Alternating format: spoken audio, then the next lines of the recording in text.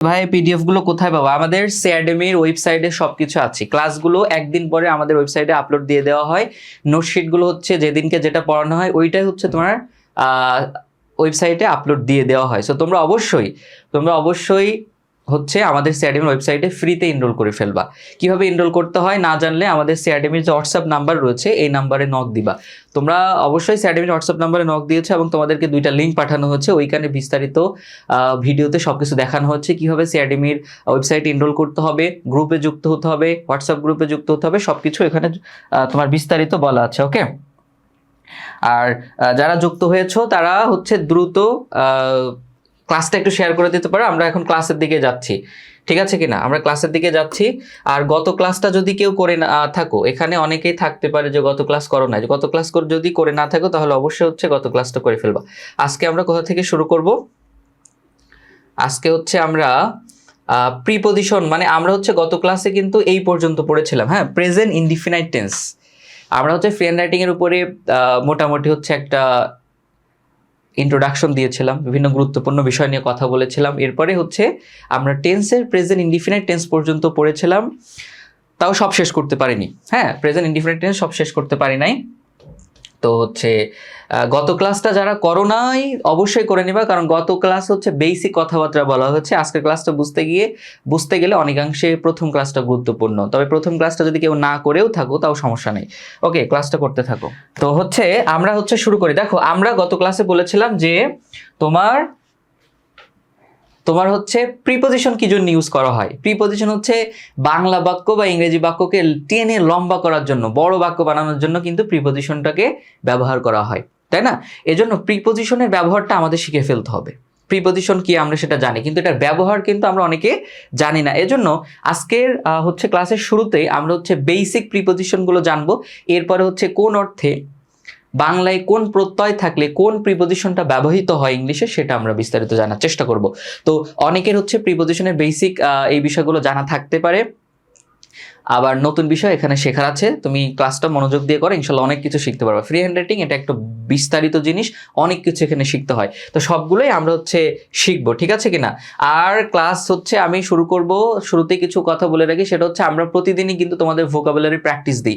প্রতিদিন হচ্ছে আমি 2টা শব্দ তোমাদেরকে দিই, বাংলা অর্থ দিই, 2টা বাক্য তৈরি করে দিই বাংলা অর্থ সহ, এবং আমি বলি তোমরা হচ্ছে এটা দিয়ে বাক্য তৈরি করবা। এটা করবা, প্রতিদিন করবা, এটা খুব ইম্পর্টেন্ট। এই ভোকাবুলারিগুলো শিখলে তোমার ফ্রি হ্যান্ড রাইটিং এর দক্ষতা বাড়বে, তুমি একাডেমিকে ভালো করবা, অ্যাডমিশনে ভালো করবা, ঠিক আছে? স্পোকেন ইংলিশে মানে তুমি ইংরেজিতে কথা বলতে পারবা, লিখতে পারবা। সো এটা করতে হবে মাস্ট। সামনে আসলো ভালো লাগতেছে না, পড়লাম না, এরকম করলে আসলে তোমার দিয়ে শেখা হবে না, ঠিক আছে? ক্লাস না করলেই তো, মানে ক্লাস করে কোনোদিন ফ্রি হ্যান্ড রাইটিং শিখতে পারবে না। ক্লাস করতে হবে, প্র্যাকটিস করতে হবে, প্র্যাকটিস ছাড়া হবে না। বুঝতে পারছো কিনা? তো অবশ্যই প্র্যাকটিস করবা। এবং আমি প্রতিদিন হচ্ছে এখন থেকে বাক্য দিব, যেহেতু আমি বেশি পড়াইতে পারি নাই গত ক্লাসে। সো প্রতিদিন যে বাক্যগুলো দিব ওইগুলো ট্রান্সলেট করবো অবশ্যই। প্র্যাকটিস না হলে, practice makes a man perfect, ঠিক আছে কিনা? আচ্ছা, তো আমরা হচ্ছে এখানে একটা বক্স আছে, তো এই বক্স দিয়ে নর্মালি আমরা প্রিপজিশনগুলো একটু শেখার চেষ্টা করব। তো দেখো, আমাদের প্রথমে যে প্রিপজিশনটা রয়েছে সেটা কি? ওভার, above and হচ্ছে on। দেখো, on, above আর হচ্ছে over, তিনটার অর্থই হচ্ছে উপরে। তিনটার অর্থই কি? উপরে। তিনটার অর্থই উপরে, বাট এটার ব্যবহারগত একটু পার্থক্য রয়েছে। অন শব্দের অর্থ হচ্ছে উপরে। তো কোনো একটা জিনিস যদি অন্য একটা জিনিসের উপরে থাকে এবং লেগে থাকে সেক্ষেত্রে হচ্ছে আমরা অন ব্যবহার করি, ঠিক আছে? মনে করো এটা হচ্ছে একটা টেবিল, আমি জানি না টেবিল কিভাবে আঁকাইতে হয়। সো মনে করো এটা একটা টেবিল ধরে নাও। সো এটার পর একটা হচ্ছে তোমার কি বল আছে, তাই আমি বললাম there is a ball on the table. টেবিলের উপর একটা বল আছে। নর্মালি এই বলটা কিন্তু টেবিলের সাথে লেগে আছে, তাই না? তাহলে কোনো কিছু যদি অন্য একটা জিনিসের উপরে থাকে, লেগে থাকে, সেক্ষেত্রে আমরা অন ব্যবহার করি। আর আবাভ কখন ইউজ করি? এটা আমরা ইউজ করি তখন উপরে বোঝাবে কিন্তু বস্তুটা হচ্ছে স্থির থাকবে, নড়াচড়া করবে না, আবার লেগেও থাকবে না, ঠিক আছে? অ্যাবাভ যখন কোনো একটা বস্তু অন্য একটা বস্তুর উপরে থাকে, লেগে থাকে না, আবার বস্তুটা স্থির থাকে, তখন আমরা অ্যাবাভ ইউজ করি। আমরা উদাহরণ দেখবো, জাস্ট একবার করে বলে যাই। ওভার কি? ওভার হচ্ছে যখন কোনো একটা জিনিস অন্য একটা জিনিসের উপরে থাকে, লেগে থাকে না, এবং হচ্ছে স্থির থাকে না, মানে মুভমেন্ট থাকে, একটা গতিশীলতা থাকে, ঠিক আছে? এটা নরম চরণ থাকে, তখন হচ্ছে আমরা সেখানে ওভার ইউজ করি। দেখো, আমি হচ্ছে তোমাদের উদাহরণ দিয়ে বোঝাচ্ছি, এটা হচ্ছে দেখতে হবে ভালো করে, তোমরা নিজেরাই অ্যান্সার করবা। তো তোমাদের অ্যান্সার নিতে গেলে আবার লেট হবে, সো আমি নিজে থেকে অ্যান্সার করে বুঝাই দিচ্ছি সবগুলো প্রিপজিশন, ঠিক আছে? তো হচ্ছে এইখানে তুমি দেখো, এখানে বলছে there is a book dash the table, টেবিলের উপরে একটা বই আছে। এখন বইটা তো নর্মালি হচ্ছে তোমার টেবিলের সাথে লেগে আছে, তাই না? টেবিলের উপরে আছে মানে টেবিলের সাথে লেগে আছে, তো আমরা এখানে এই যে লেগে আছে বলে এখানে অন ইউজ করলাম। এরপর বলছে দ্য পিকচার মানে ছবিটা হ্যাং শব্দের অর্থ হচ্ছে ঝুলে থাকা, হ্যাঁ ঝুলে আছে, ড্যাশ দ্য উইন্ডো জানালার উপরে ঝুলে আছে, মানে একটা ছবি জানালার উপরে ঝুলে আছে। এখন এইখানে তোমার কি হবে, অন হবে, অ্যাবাভ হবে নাকি ওভার হবে, কোনটা হবে? দেখো ছবিটা জানালার উপরে আছে, তার মানে এটা জানালার সাথে অবশ্যই লেগে নেই, মানে জানালার সাথে তো লেগে থাকার সম্ভাবনা নেই। দ্বিতীয় হচ্ছে যে এটা ছবিটা কি সে কি মানে তার কি কোনো মুভমেন্ট আছে, গতিশীলতা আছে? না, ছবিটা কিন্তু স্থিরভাবে আছে। একটা ছবি জানালার উপরে আছে মানে কি ওটা স্থিরভাবে ওখানে ঝুলে আছে, এটা নড়তেছে না, নড়নচড়ন নেই, মানে গতিশীলতা নেই, কোনো মুভমেন্ট নেই। তো এক্ষেত্রে আমরা কিন্তু এখানে কি ইউজ করবো, এখানে আমরা ইউজ করবো তাহলে অ্যাবাভ, যে the picture Hanks above the window, মানে তোমার ছবিটা ওই জানালার উপরে ঝুলে আছে। ওকে, আর বললাম the sky is above our head, আকাশটা হচ্ছে আমাদের মাথার উপরে। তো আকাশটা তো হচ্ছে তোমার স্থিরভাবে আছে আমাদের উপরে, আবার আমাদের মাথার সাথে একেবারে লেগে নেই, তাই না? অনেক উপরে রয়েছে, সো অ্যাবাভ হবে। আচ্ছা, এরপরে 3 নম্বর উদাহরণটা দেখো, দ্য বার্ডস মানে পাখিগুলো, আর ফ্লাইং মানে উড়ছে, পাখিগুলো আর উড়ছে, দ্যাশ দ্য ট্রি গাছের উপরে উড়ছে। আচ্ছা, এখন কথা হচ্ছে এটা কোনটা হবে, অন হবে, অ্যাবাভ হবে নাকি ওভার হবে?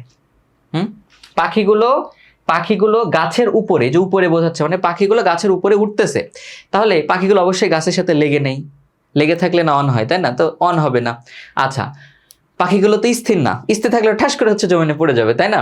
সো এগুলো স্থির নেই, এটা কিন্তু তোমার এর একটা মুভমেন্ট আছে, গতিশীলতা আছে, এগুলো হচ্ছে উঠতেছে মানে কি এটা নরম চরণ আছে, তাই না? তো যখন ওভার কখন হয়, যখন কোন একটা জিনিস অন্য একটা বস্তুর উপরে থাকে এবং এটা একটা মুভমেন্ট থাকে, ঠিক আছে, এটা নড়ে চড়ে, তখন হচ্ছে আমরা ওভার ইউজ করি। তো এক্ষেত্রে হবে the birds are flying over the tree, পাখিগুলো গাছের উপরে উঠছে, পাখিগুলো গাছের উপরে কি করতেছে, উঠছে, ঠিক আছে? এই তো তোমরা অ্যান্সার করতেছো, রিয়েলি গ্রেট, এটা দেখে আমার অনেক ভালো লাগলো। তোমরা হচ্ছে যদি পারো কোনো কিছু নিচ থেকে অ্যান্সার করা শুরু করবা, ঠিক আছে? নিচ থেকে কি করবা, অ্যান্সার করা শুরু করবা। এই যে অনেকে তাসফিয়া, তুবা, শাকিলা অনেকে অ্যান্সার করছে, লামিশা অ্যান্সার করতেছে। তো এটা হচ্ছে তোমরা অ্যান্সার করো। এরপরে হচ্ছে আমরা যে জিনিসটা দেখবো সেটা কি, আচ্ছা যারা ক্লাসে যুক্ত হচ্ছ, ক্লাসটা তুমি একটু বন্ধু বান্ধবীদের সাথে একটু শেয়ার করে দিও, কোনো গ্রুপে চাইলে শেয়ার করে দিতে পারো, তাহলে অনেকেই হচ্ছে ক্লাস করার সুযোগটা পাবে। হ্যাঁ, অনেকের ফ্রি হ্যান্ডরাইটিংয়ের সমস্যা থাকে, এইসব বিষয়ে সমস্যা থাকে, এগুলো ক্লিয়ার হয়ে গেল আর কি তোমার কারণে, তাই না? তো আমরা এরপরে যেটা করব সেটা কি, এরপরে হচ্ছে আমরা দেখব পরবর্তী প্রিপজিশন কি। আমরা এতক্ষণ উপরে প্রিপজিশন শিখবো, এবার হচ্ছে আমরা নিচে প্রিপজিশন শিখবো, ঠিক আছে? ওভার। আচ্ছা, এখন দেখো নিচে এই এই প্রিপজিশনগুলো বক্সের নিচে আছে, তার মানে হচ্ছে এইগুলো দ্বারা নিচে বোঝায় কি, এগুলোর অর্থ কি, নিচে, কি নিচে, নিচে। তাহলে আন্ডার, বিনিথ, বিলো শব্দের অর্থ হচ্ছে কি নিচে। তো এটার অর্থ সেম, বাট ব্যবহারগত পার্থক্য রয়েছে। আমরা হচ্ছে পার্থক্যগুলো এখন হচ্ছে উদাহরণ সহ দেখবো, ঠিক আছে? উদাহরণ সহ দেখবো। কি বলতেছে সীমা, ওভার, হ্যাঁ এটার উচ্চারণ ওভার, ও এর উচ্চারণ কিন্তু ও হয়, কি হয়, ও এর উচ্চারণ তোমাদের প্রোনাউন্সিয়েশন শেখাচ্ছি না যদিও, ও এর উচ্চারণ কিন্তু ও হয়, ও। যেমন অক্টোবর উচ্চারণ করো তোমরা, তাই না? অক্টোবর, এটার উচ্চারণ কিন্তু হবে অক্টোবর, এই যে ঠৌ, এটা হবে ঠৌ, হবে ঠৌ, অক্টোবর। তারপর হচ্ছে নভেম্বর না নভেম্বর, কি এন এর পরে ও আছে, নভেম্বর, ঠিক আছে কিনা? নো যেটা বলো তোমরা, নো এটা নো না, নো, আই ডোন্ট, মানে হি সেড নো, ঠিক আছে কিনা? ও এর উচ্চারণ ও এর মধ্যে হয়। আচ্ছা যাই হোক, আমরা হচ্ছে এখন এই তিনটা যে প্রিপজিশন আছে এটার ব্যবহারটা একটু শিখে ফেলি। যে তোমার আন্ডার, তাই না? আন্ডার মানে নিচে, তো আন্ডার মানে কি, এটা হচ্ছে তোমার সাধারণভাবে কোনো একটা জিনিস কোনো কিছু নিচে আছে, সরাসরি নিচে আছে, এই অর্থে আমরা আন্ডার ব্যবহার করি। যেমন এখানে বলছে the cat is under the table, তোমার বিড়ালটা টেবিলের নিচে আছে, যে টেবিলের নিচে একটা বিড়াল আছে তোমরা দেখতে পাচ্ছ। তারপর সে হি হাইড, সে লুকায় আছে, আন্ডার দ্য বেড, বেডের নিচে, মানে খাট বেডের নিচে লুকায় আছে, তো নিচে আছে আর কি। সো শি স্ট্যান্ড, সে দাঁড়িয়ে আছে, আন্ডার দ্য ট্রি, গাছের নিচে। তো নর্মালি কোনো কিছু সরাসরি নিচে আছে এই অর্থে, নর্মাল অর্থে সাধারণভাবে আমরা আন্ডার ব্যবহার করি। কি ব্যবহার করি, ঠিক আছে? আন্ডার ব্যবহার করি। আচ্ছা, এরপরে কি আমাদের বিনিথ আর বিলো, এগুলোর অর্থও তো নিচে, বাট ব্যবহার করতে পার্থক্য, সেটা কি দেখো, বিনিথ।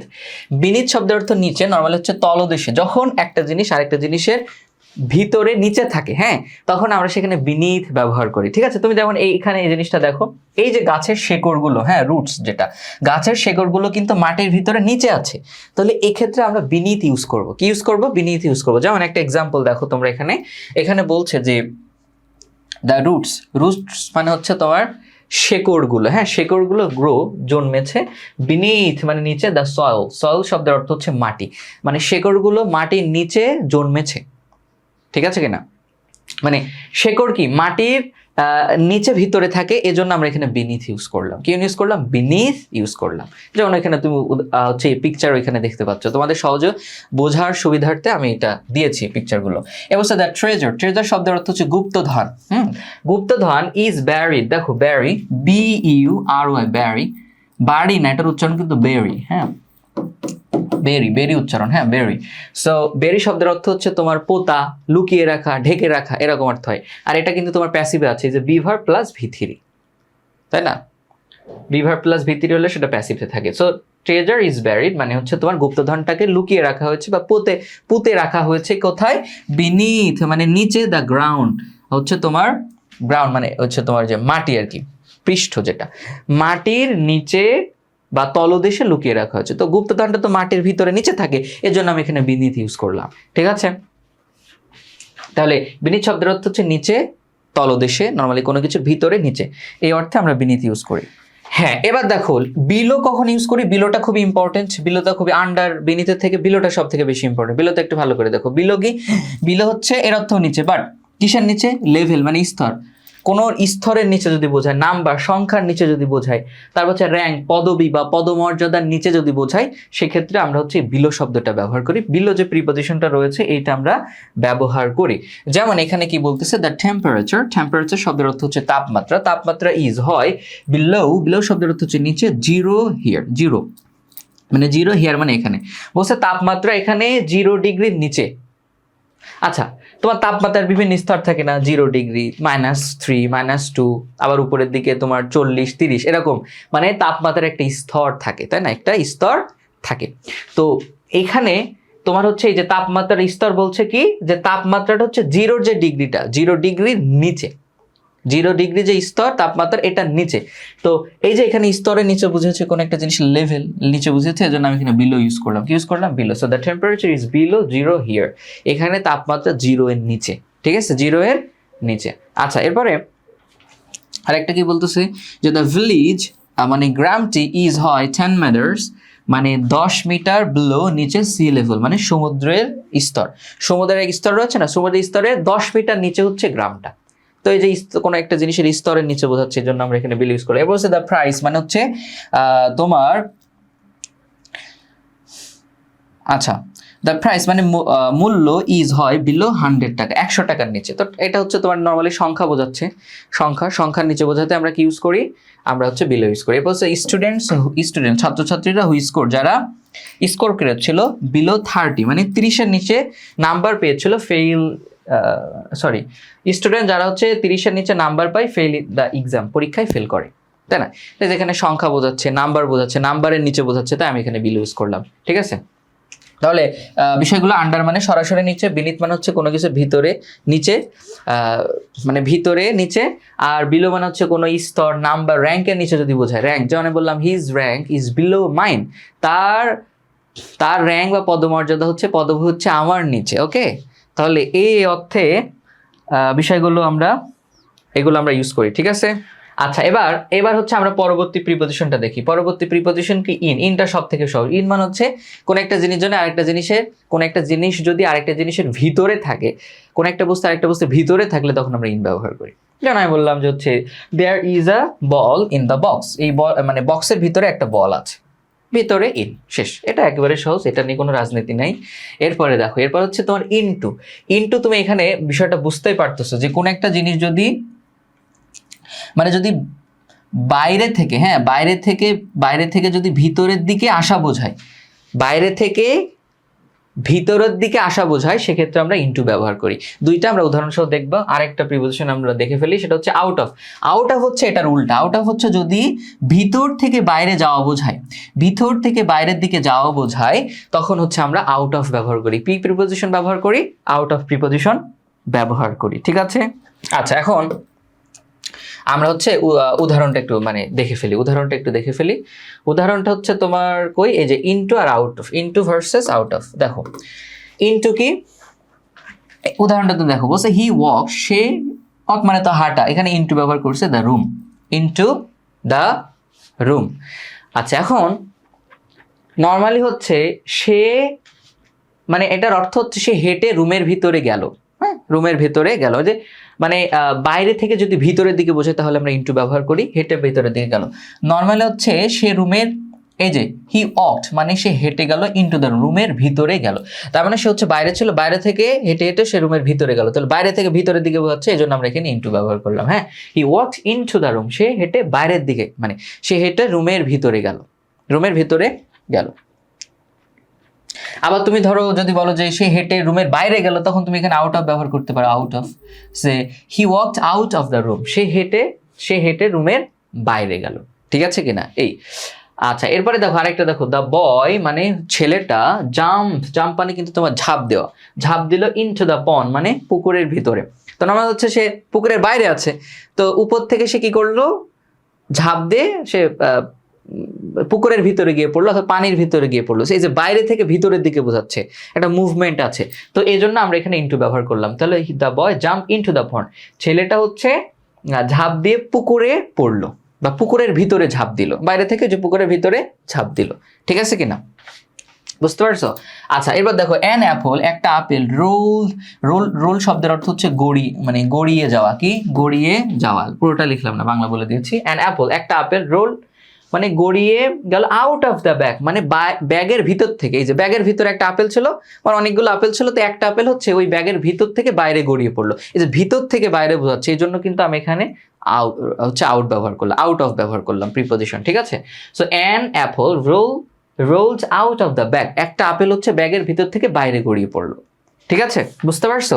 এরপরে দেখো শি লুকড আউট, দেখো she looked out of the window, সে জানালার বাইরে তাকালো, সে জানালার নর্মাল হচ্ছে ঘরের ভিতরে আছে, তো ঘরের ভিতর থেকে জানালার বাইরে তাকালো, যে বাইরে, ভিতর থেকে বাইরের দিকে বোঝালে আমরা কিন্তু আউট অফ ব্যবহার করি, she looked out of the window. তো বিষয়টা ক্লিয়ার? ইনটু কখন, বাইরে থেকে ভিতরের দিকে যখন বোঝায়, আর আউট অফ হচ্ছে ভিতর থেকে বাইরের দিকে যখন বোঝায়। ঠিক আছে কিনা? আশা করি বিষয়টা বুঝতে পেরেছো। বুঝতে না পারলে, কোনো বিষয় বুঝতে না পারলে অবশ্যই জানাবা, এই আর কি। আর হচ্ছে সরি, কোথায় গেল বক্সটা, এই যে এখানে। আচ্ছা, এরপরে আমাদের কি আছে, এরপরে হচ্ছে আমার ডাউন আছে। কি ডাউন? আচ্ছা, ডাউন মানে কি, ডাউন মানে কিন্তু নিচে, কিন্তু শুধু নিচে না, নিচের দিকে।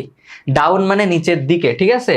আর এটার বিপরীত হচ্ছে আপ। আপ মানে হচ্ছে উপরের দিকে, এই যে দেখলো তোমার উপর থেকে উপরে, নিচ থেকে উপরে উঠে গেল, তাই না? নিচ থেকে উপরে উঠে গেল না? ডাউন মানে নিচের দিকে, আপ মানে উপরের দিকে বোঝাবে। দেখো উদাহরণ দিয়ে বোঝাচ্ছি, তোমাদের উদাহরণ দিয়ে বোঝাচ্ছি, এগুলো শিখতে হবে, একদম বেসিক থেকে পড়াচ্ছি। হ্যাঁ, একদম বেসিক থেকে পড়াচ্ছি। প্রিপোজিশন ইনশাল্লাহ আর সমস্যা হবে না কখনো। ফ্রি হ্যান্ডরাইটিংয়ে প্রিপোজিশন অনেক দরকার, এজন্য আমি এখানে সবগুলো শিখিয়ে দিচ্ছি। আচ্ছা, আপ আর ডাউন, আপ আর ডাউন। যেমন এখানে তুমি দেখো, হি ক্লাইম্ব শব্দের অর্থ কি, আরোহণ করা, উপরে ওঠা। ক্লাইম্ব মানে কি, উপরে ওঠা, আরোহণ করা আর কি। So he climbed up the tree, সে গাছের উপরে উঠলো, তার উপরের দিকে, সে গাছ বেয়ে কি উপরের দিকে আরোহণ করলো, উপরের দিকে উঠলো, তাই না? এই যে উপরের দিকে বোঝাতে আমি হচ্ছে এখানে আপ ব্যবহার করেছি। হি ক্লাইম্বড আপ দ্য ট্রি, সে গাছের উপরের দিকে উঠলো। ঠিক আছে? এরপরটা দেখো, আমি যদি বলি সে সে হচ্ছে গাছের উপর থেকে নিচের দিকে নামলো, তখন কি হবে? আমি জাস্ট এখানে একটা ডাউন দিয়ে দিব, যেখানে আমি ডাউন দিলে হয়ে যাচ্ছে ডাউন, যে হি ক্লাইম্বড ডাউন দ্য ট্রি, তার মানে সে কি গাছের নিচের দিকে নামলো, উপরে ছিল তো নিচের দিকে নামলো। বুঝতে পারছো? এবার দেখো, হোল্ড ইউর হ্যান্ডস, হোল্ড মানে ধরো, ইউর হ্যান্ডস তোমার হাত, আপ মানে উপরের দিকে, তোমার হাত দুইটা হচ্ছে উপরের দিকে ধরো, এরকম করতে বলতেছে। ঠিক আছে? এরপর দেখো এখানে আরেকটা জিনিস দেখো, যে এটা একটু পরে বোঝায়। দেখো হি ফেল, সে ফেল, এই যে ফল মানে পড়া না,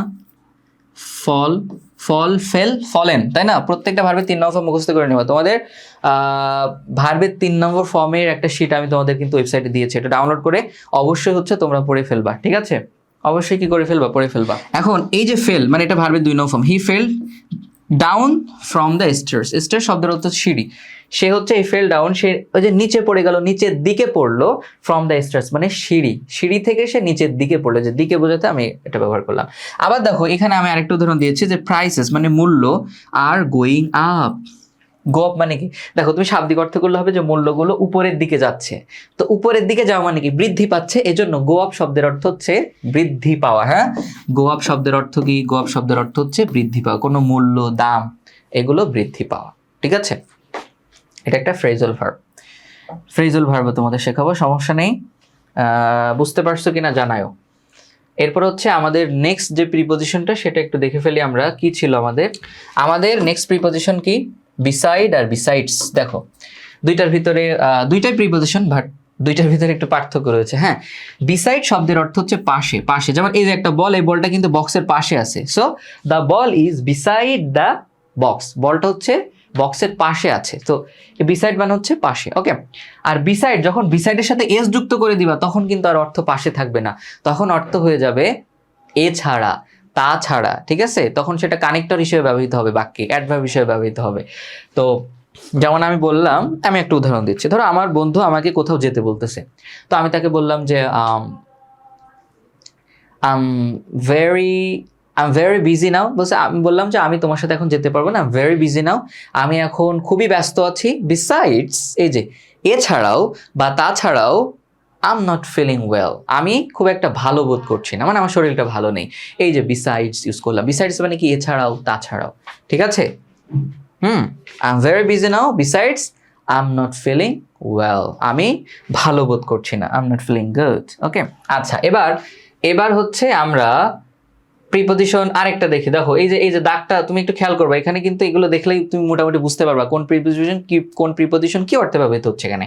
সো দেখো একটা দাগ কিন্তু এই চারিপাশ দিয়ে চলে গেল। হ্যাঁ, তো অ্যারাউন্ড মানে কি, চারিপাশে। যদি চারিপাশে অর্থ বোঝাতে চাও তখন তোমাকে অ্যারাউন্ড ব্যবহার করতে হবে। আমি দেখো তোমাদের সুন্দর কিছু উদাহরণ দিয়ে বুঝিয়ে দিচ্ছি, এগুলো খুব ব্যবহার হয় উপরে, নিচের দিকে মানে কি, ডাউন। হ্যাঁ, আচ্ছা, এখন এই যে অ্যারাউন্ডের একটা অর্থ তুমি দেখো, এখানে হচ্ছে অ্যারাউন্ড, দেখো বলছে হি ওয়াকড, সে হাঁটলো, অ্যারাউন্ড মানে চারিপাশে, দ্য বিল্ডিং এর চারিপাশে। মনে করো তার কোন একটা জিনিস হারায় গেছে, জানলাতে পড়ে গেছে, তো খুঁজতেছে, তা খোঁজার জন্য সে বিল্ডিং এর চারিপাশ মনে করো হেঁটে ফেলছে আর কি, চারিপাশ দিয়ে হেঁটে ফেলছে, এরপরে জিনিসটা পায় নাই, এরপরেও জিনিসটা পায় নাই। তো বিষয়টা এরকম, মানে হি ওয়াকড অ্যারাউন্ড দ্য বিল্ডিং মানে সে বিল্ডিং এর চারিপাশে হাঁটলো, মানে চারিপাশ দিয়ে কি হাঁটলো, চারিপাশ বোঝাতে চারপাশ ব্যবহৃত, চারপাশ অর্থে আমরা এখানে অ্যারাউন্ড ব্যবহার করলাম। আরেকটা দেখো, মনে করো তোমার হচ্ছে রাস্তায় একটা ব্যক্তি অ্যাক্সিডেন্ট করে মারা গিয়েছে। হ্যাঁ, তো নর্মালি যখন কেউ অ্যাক্সিডেন্ট করে রাস্তায় এবং মারা যায়, রাস্তার উপর পড়ে থাকে, তখন আশেপাশের মানুষটা কিন্তু, আশেপাশের মানুষেরা কিন্তু তোমার ওই যে ডেড বডি, যেটা মৃত ব্যক্তির চারিপাশে হচ্ছে তারা কি করে, তারা হচ্ছে ভিড় করে, তাই না? তো এই যে চারিপাশে ভিড় করে, দেখো উদাহরণটা দেখো, আ লট অফ পিপল, অনেক মানুষ। ক্রাউড শব্দের অর্থ কি, ক্রাউড শব্দের অর্থ হচ্ছে ভিড় করা, জমা হওয়া, ঠিক আছে? ক্রাউডেড একত্রিত হওয়া অর্থ ধরতে পারো। আ লট অফ পিপল অনেক মানুষ ভিড় করলো, অ্যারাউন্ড এই যে চারপাশে, দ্য ডেড বডি মৃত শরীর, বা ডেড বডি বা মৃত শরীরের চারিপাশে ভিড় করলো, একত্রিত হলো, জমা হলো, ঠিক আছে? এই যে অ্যারাউন্ডটা হচ্ছে চারপাশ অর্থে ব্যবহৃত হয়, বুঝতে পারছো? অ্যারাউন্ডটা কি অর্থে ব্যবহৃত হয়, চারপাশ অর্থে ব্যবহৃত হয়। অনেকে লেটে যুক্ত হচ্ছে, যেমন এখানে কি বলতেছে তাসনিয়া ফারিন ভাই, অনেক লেটে যুক্ত হয়ে গেলাম। হ্যাঁ, অনেক লেটে যুক্ত হয়েছে, সমস্যা নেই, এখন থেকে ক্লাসটা করো, তবে শুরু থেকে অবশ্যই ক্লাসটা করে নেবা। শুরু থেকে কি করবো, অবশ্যই ক্লাসটা করে নিবা। বিসাইড ছিল, অ্যারাউন্ড শেষ, এবার হচ্ছে আমাদের এটাই সম্ভবত লাস্ট প্রিপোজিশন, ইন তো শেষ। তুমি এখানে একটা জিনিস দেখো যে এই যে বক্সের ভিতর দিয়ে একটা দাগ গিয়েছে, তো তোমার হচ্ছে ভিতর দিয়ে বোঝাতে, মানে থ্রু শব্দের অর্থ কি, থ্রু শব্দের অর্থ হচ্ছে তোমার মধ্য দিয়ে, কি দিয়ে, মধ্য দিয়ে। তোমাদের বেশি বেশি উদাহরণ প্র্যাকটিস করাচ্ছি, কারণ যাতে বুঝতে সহজ হয় আর কি। জাস্ট অর্থ বলে দিলাম, এই হয়েছে, এটা দ্বারা আসলে তুমি শিখতে পারবে না ভালো করে। উদাহরণ দেখতে হবে, প্র্যাকটিস করতে হবে, ঠিক আছে, মধ্য দিয়ে। যেমন তোমরা হচ্ছে কম্পারেটিং স্টোরি পড়ছো না, আ friend in need is a friend in deed, বিপদের বন্ধুই প্রকৃত বন্ধু। তো এখানে দুইটা ফ্রেন্ড ওই যে জঙ্গলের মধ্য দিয়ে যায়, তাই না? তো কোনো কিছু, যে কোনো কিছুর মধ্য দিয়ে যদি বোঝায়, সেটা সমস্যার মধ্য দিয়ে হোক, জঙ্গলের মধ্য দিয়ে হোক, ঠিক আছে, বাগানের মধ্য দিয়ে হোক, যাই হোক, আমরা থ্রু প্রিপজিশন ব্যবহার করব। কি প্রিপজিশন ব্যবহার করব? থ্রু প্রিপজিশন ব্যবহার করব। আর আক্রোশ, আক্রোশটা কি? আক্রোশ, আক্রোশ হচ্ছে তোমার, এটা হচ্ছে তোমার, এটার অর্থ হচ্ছে এক পাশ থেকে অপর পাশ, এক পাশ থেকে, এক পাশ থেকে অপর পাশে, হ্যাঁ, অপর পাশে, এই অর্থে, হ্যাঁ, এই অর্থ হচ্ছে আমরা আক্রোশটা ব্যবহার করি নর্মালি এক পাশ থেকে অপর পাশে, বাট ভিতর দিয়ে না, উপর দিয়ে। কি দিয়ে? উপর দিয়ে। দেখো উদাহরণ দিলে বুঝতে পারবা আক্রোশটা কখন ব্যবহার করি। তো হচ্ছে আমি তোমাদের এখানে উদাহরণটা দিই। তোমার হচ্ছে এই হচ্ছে আমাদের দুইটা প্রিপজিশন, থ্রু আর হচ্ছে আক্রস। উদাহরণ দেখো, বলছে অন ডে, এই যে ওই সেই উদাহরণটা, on day the two friends were passing through a jungle, দুইজন বন্ধু জঙ্গলের ভিতর দিয়ে যাচ্ছিল, জঙ্গলের মধ্য দিয়ে যাচ্ছিল, ভিতর দিয়ে যাচ্ছিল, কোনো কিছুর মধ্য দিয়ে, ভিতর দিয়ে অর্থে থ্রু ব্যবহার করি। আবার দেখো এখানে আরেকটা হচ্ছে তুমি ব্যবহার দেখো, আই এম গোয়িং থ্রু সাম কিছু প্রবলেমস, আই এম গোয়িং, আমি যাচ্ছি, থ্রু মধ্য দিয়ে, সাম প্রবলেমস, আমি কিছু সমস্যার মধ্য দিয়ে যাচ্ছি। দেখছো, এই যে সমস্যার মধ্য দিয়ে অর্থেও কিন্তু আমরা এখানে থ্রু প্রিপজিশনটা ব্যবহার করলাম, ঠিক আছে। এরপরে তাহলে থ্রুটা ব্যবহার বোঝা গেল। এবার দেখো আক্রোসের এটা দেখো, সোয়াম, সুইম যে ভার্বটা আছে না, সুইম মানে কি? সাঁতার কাটা, সুইম মানে সাঁতার কাটা, এটা 2 নম্বর ফর্ম হচ্ছে তোমার সোয়াম, 3 নম্বর ফর্ম হচ্ছে তোমার, সবগুলোর 1 2 3 নম্বর ফর্ম শিখে ফেলবে, SWUM, এটাও সোয়াম, ঠিক আছে। এখন হচ্ছে তোমার যেমন হি সোয়াম, সে সাঁতার কাটলো, অ্যাক্রস দ্য রিভার, তার মানে কি? এক পাশ থেকে, অ্যাক্রস মানে কি? এক পাশ থেকে অপর পাশে, তার মানে সে নদীর এক পাশ থেকে অপর পাশে সাঁতার কাটলো, সাঁতার কেটে গেল। মানে নদী, এখন সে তো নদীর মধ্যে দিয়ে যায় নাই, পানির মধ্যে দিয়ে গেছে না, নদীর ওই যে পানির উপর দিয়ে সে এক পাশ থেকে অপর পাশে গিয়েছে, দেখছো? তাহলে এই যে আক্রোশ, আক্রোশ, ঠিক আছে, এক পাশ থেকে অপর পাশে, নর্মালি উপর দিয়ে বোঝাই। যদি যাও সেক্ষেত্রে হচ্ছে আমরা আক্রোশ ব্যবহার করি। যেমন শি ওয়াক, সে হাঁটলো, অ্যাক্রস দ্য রোড মানে কি? সে রাস্তার এক পাশ থেকে আরেক পাশে হেঁটে গেল। আক্রস মানে কি? এক পাশ থেকে আরেক পাশে, এখন সে রাস্তার মধ্য দিয়ে গেছে না, রাস্তার উপর দিয়ে হেঁটে হেঁটে গিয়েছে। সো শি ওয়াকড, সে হাঁটলো, অ্যাক্রস উপর দিয়ে, মানে এক পাশ থেকে অপর পাশে, দ্য রোড রাস্তার, সে রাস্তার এক পাশ থেকে অপর পাশে হেঁটে গেল। আবার আক্রোশ শব্দের আরেকটা অর্থ আছে, সেটা হচ্ছে অপোজিট, মানে বিপরীত বোঝায়, অপোজিট, বিপরীত পাশে অর্থে। আক্রোশ শব্দের আরেকটা, আমি বললাম our house is across the hospital, মানে আমাদের বাড়িটা হচ্ছে হাসপাতালের বিপরীত পাশে। আক্রোশ শব্দের অর্থ তোমার অপোজিট হয় আবার, হ্যাঁ, বিপরীত পাশে অর্থেও আমরা আক্রোশ প্রিপোজিশনটা ব্যবহার করতে পারি। তো এই হচ্ছে মোটামুটি আমাদের বেসিক প্রিপোজিশনগুলো কিন্তু শেখা হয়ে গেল। যাদের প্রিপোজিশনের সমস্যা ছিল, আশা করি আজকের পর থেকে আর সমস্যা হবে না। এগুলো তোমরা নিজেরাও বাসে একটু প্র্যাকটিস করবা, নিজেরা হচ্ছে করার চেষ্টা করবা, ঠিক আছে, এগুলো লাগবে।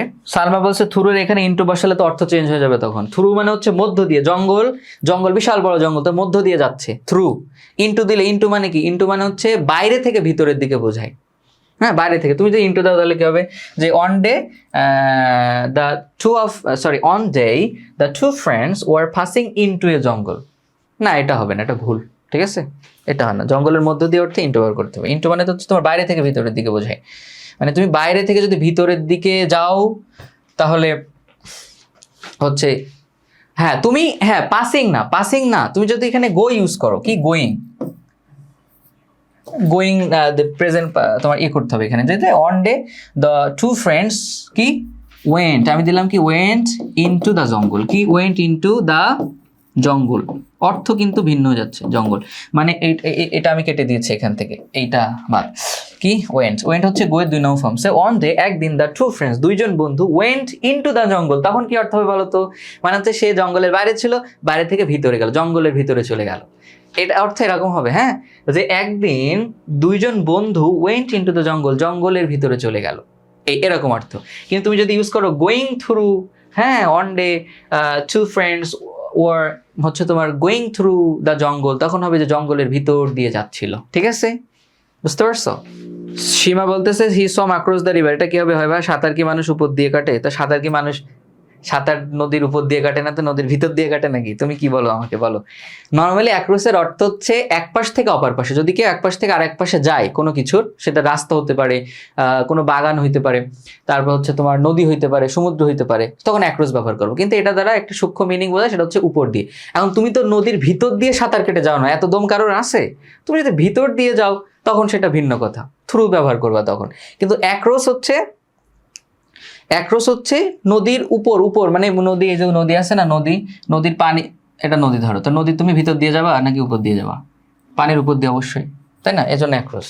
ঠিক আছে, নদীর ভিতর দিয়ে যদি সাঁতার কাটো তখন অন্য প্রিপজিশন ব্যবহার করতে হবে। ঠিক আছে, অ্যাক্রস ব্যবহার করার সমস্যা নেই, অ্যাক্রসটাই ব্যবহার করা হয়। আচ্ছা, অ্যাক্রস জাস্ট মনে রাখো এক পাশ থেকে আরেক পাশে যাওয়া বোঝালে। হ্যাঁ, এই আমরা হচ্ছে প্রিপজিশন এগুলো শেষ, তাই তো? এগুলো শেষ। সো বুঝতে পারছো আশা করি। এরপর হচ্ছে তোমার, এবার হচ্ছে আমরা প্রত্যয়। বাংলায় আমরা তো হচ্ছে কি শিখতেছিলাম, আমার গরম লেগে গেছে একটু, এসিটা দিয়ে দিই। আমরা হচ্ছে কি শিখতেছিলাম, আমরা হচ্ছে এই যে তোমার হচ্ছে ফ্রি হ্যান্ড রাইটিং শিখতেছিলাম। তো এখানে প্রিপজিশনের ব্যবহারের দরকার আছে, এজন্য আমরা বেসিকটা শিখে ফেললাম। এবার হচ্ছে আমরা আরো কিছু প্রিপজিশন শিখবো, অর্থাৎ বাংলায় কি প্রত্যয় থাকলে ইংরেজিতে কোন প্রিপজিশনটা ব্যবহার হয়, এইটা আমরা আজকে শিখবো। ঠিক আছে, থ্রু আর অ্যাক্রস এটা তো একেবারে সহজ। তুমি ক্লাসে মাঝখান থেকে আসলা, শুরু থেকে ক্লাসটা করতে হবে। আমি কিন্তু এটা খুব ভালোভাবে বুঝিয়েছি। থ্রু মানে হচ্ছে কোনো কিছুর মধ্য দিয়ে যদি যাওয়া হয়, কোনো কিছুর মধ্য দিয়ে, থ্রু, আমি সমস্যার মধ্য দিয়ে যাচ্ছি, I am going through some problems. Okay, সে বাগানের মধ্য দিয়ে যাচ্ছে, তার মানে কি হবে? He is going through a garden. দুইটা বন্ধু ওই যে বাগানের ভিতর দিয়ে, জঙ্গলের ভিতর দিয়ে অতিক্রম করছে, তাহলে two friends are passing through a jungle বা দ্য জঙ্গল। ঠিক আছে, জঙ্গলের মধ্য দিয়ে, হ্যাঁ, জঙ্গলে বিশাল বড় জঙ্গল, কারণ মনে করো জঙ্গল কিভাবে আঁকায়, আমি তো পারি না আঁকাইতে। ঠিক আছে, মনে করো বিশাল বড় জঙ্গল, তো জঙ্গল এখান থেকে শুরু হয়েছে, ভিতর দিয়ে যাচ্ছে, তো থ্রু। ঠিক আছে, আর অ্যাক্রসটা কি? অ্যাক্রসটা হচ্ছে ধরো নদীটা এখান থেকে তোমার হচ্ছে নদী, তো নদীর এটা হচ্ছে এক পাশ, এটা হচ্ছে অপর পাশ। তুমি যদি এই পাশ থেকে এই পাশে যাও, সাঁতার কেটে গেছো ধরো এক পাশ থেকে, অ্যাক্রস মানে হচ্ছে এক পাশ থেকে আরেক পাশে যাও। তো তুমি যদি এক পাশ থেকে আরেক পাশে যাও তখন তুমি অ্যাক্রস ব্যবহার করবা। ঠিক আছে, যেমন হি সোয়াম অ্যাক্রস দ্য রিভার, মানে সে নদীর এক পাশ থেকে আরেক পাশে গেল। ঠিক আছে, হি সোয়াম অ্যাক্রস দ্য পন্ড, সে পুকুরের এক পাশ থেকে, পুকুর আছে না, তুমি পুকুরে যদি এক পাশ থেকে আরেক পাশে যাও সাঁতার কেটে, তখন তুমি অ্যাক্রস ব্যবহার করবা।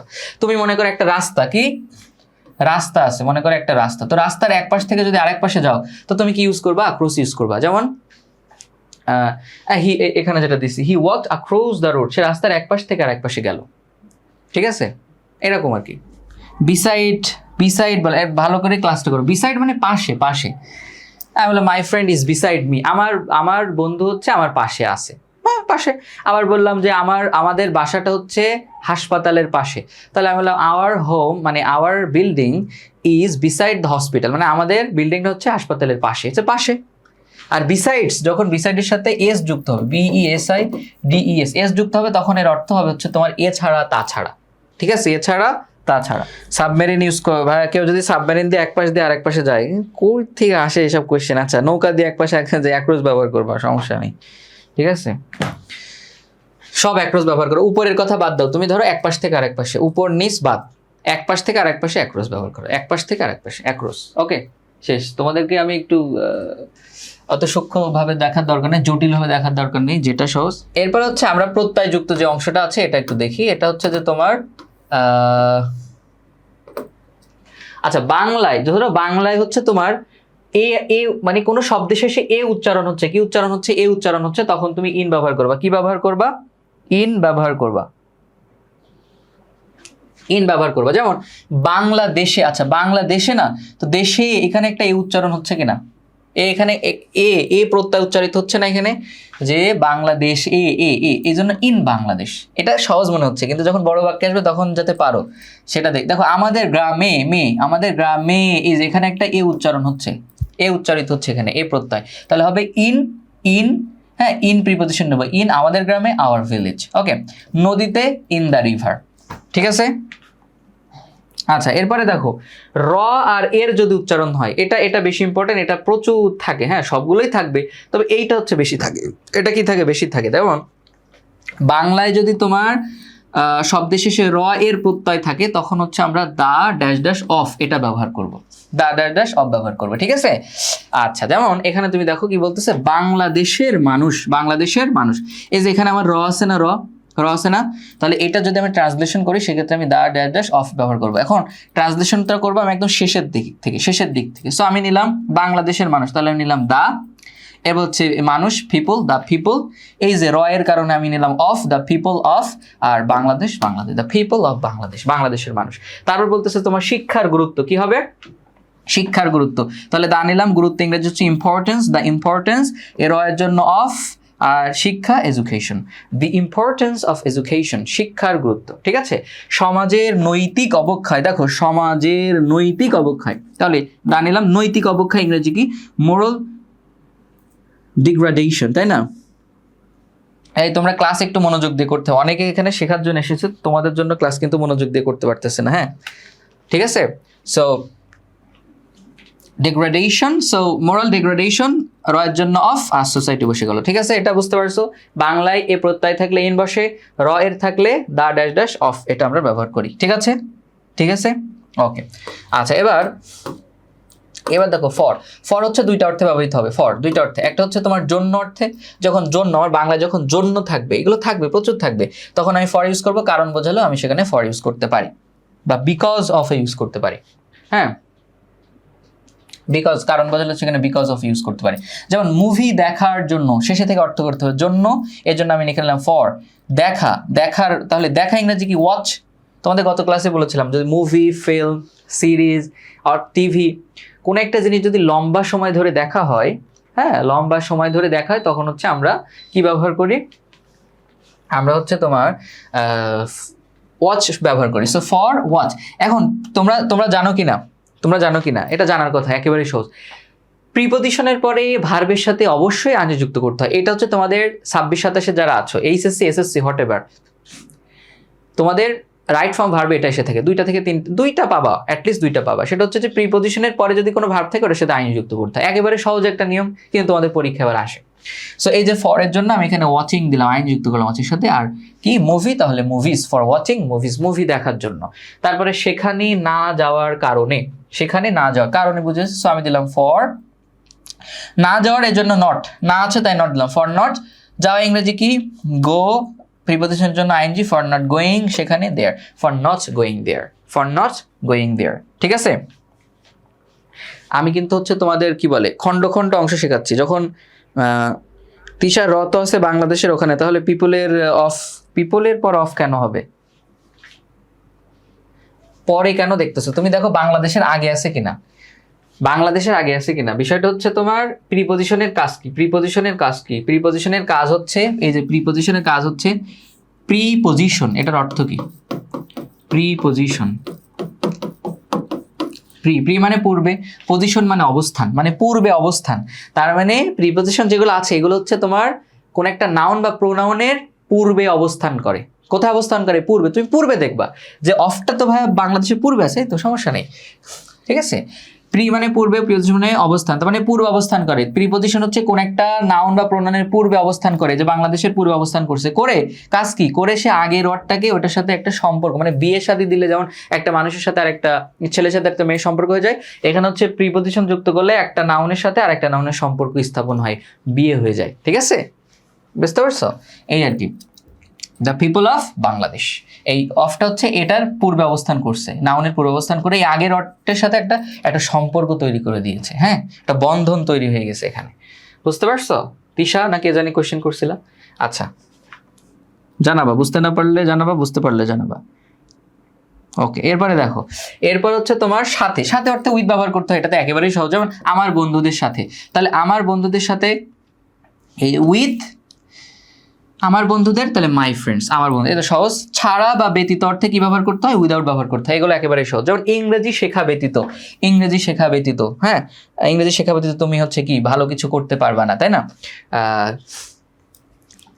বা ইংরেজি শেখা ব্যতীত তুমি পরীক্ষায় A+ পাবা না।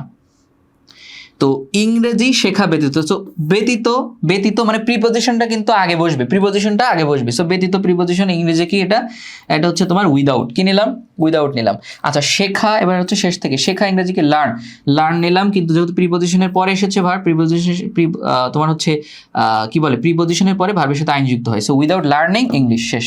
ভালোভাবে পড়াশোনা করা ব্যতীত, উইদাউট স্টাডিং প্রপারলি, ঠিক আছে, এগুলো লাগবে, এই জন্য আগে করাই দিচ্ছি, ঠিক আছে। এবার দেখো নেক্সট প্রিপজিশনটা আমরা একটু দেখি। এবার দেখো বাই প্লাস ডুয়ার, মানে তোমার হচ্ছে বাই প্লাস ডুয়ার, এটা একটু মনে রাখবা, উইথ প্লাস ইনস্ট্রুমেন্ট বা মিনস। যদি বাই শব্দের অর্থ, উইথ শব্দের অর্থ, দুইটার অর্থই হচ্ছে তোমার দিয়ে, দ্বারা, দিয়ে দ্বারা, দিয়ে দ্বারা, দুইটার অর্থ হচ্ছে দিয়ে দ্বারা। এখন তোমার হচ্ছে এখান থেকে ঢাবিতে একবার একটা কোশ্চেন আসছিল, হ্যাঁ, তো উইথ আর বায়ের ব্যবহার থেকে ঢাকা বিশ্ববিদ্যালয়ে একটা আসছিল। ওটার আগে আরেকটা হচ্ছিল গেট ম্যারিডের একটা আসছিল। গেট ম্যারিড মানে হি ওয়াজ গট, না sorry, he got married dash to, কারোর একটা নাম ছিল যে টু সামওয়ান আর কি। তো ওইখানে টু হবে, উইথ হবে না কি হবে, যাই হোক। এখন তোমার এইখানে এই জিনিসটা আমরা দেখি, বাই শব্দের অর্থ, উইথ দুইটার অর্থ হচ্ছে তোমার দ্বারা বা দিয়ে। এখন এটা কখন ব্যবহার, যদি কাজটা কোনো ব্যক্তির দ্বারা হয়, কাজটা যদি কোনো ব্যক্তি করে থাকে, মানে কাজটা যে করেছে তার নাম যদি উল্লেখ থাকে, সেক্ষেত্রে আমরা কি ব্যবহার করি, সেক্ষেত্রে আমরা হচ্ছে বাই ব্যবহার করি। আর কাজটা যে করেছে তার নাম উল্লেখ থাকে না, কাজটা যে জিনিসটা দিয়ে করা হয়েছে, ইনস্ট্রুমেন্ট মানে কি, ইনস্ট্রুমেন্ট মানে হচ্ছে যন্ত্র, জিনিস, যে জিনিসটা দ্বারা করা হচ্ছে সেটা যদি থাকে, অথবা মিন্স মানে মাধ্যম, যে মাধ্যমে কাজটা করা হচ্ছে সেটা যদি উল্লেখ থাকে, তাহলে আমি সেখানে উইথ ব্যবহার করি। কি ব্যবহার করি, উইথ ব্যবহার করি, ঠিক আছে, উইথ ব্যবহার করি। আচ্ছা এখন উদাহরণ দেখি, বলছে পোস্টম্যানের দ্বারা চিঠিটা পৌঁছে দেওয়া হয়েছিল।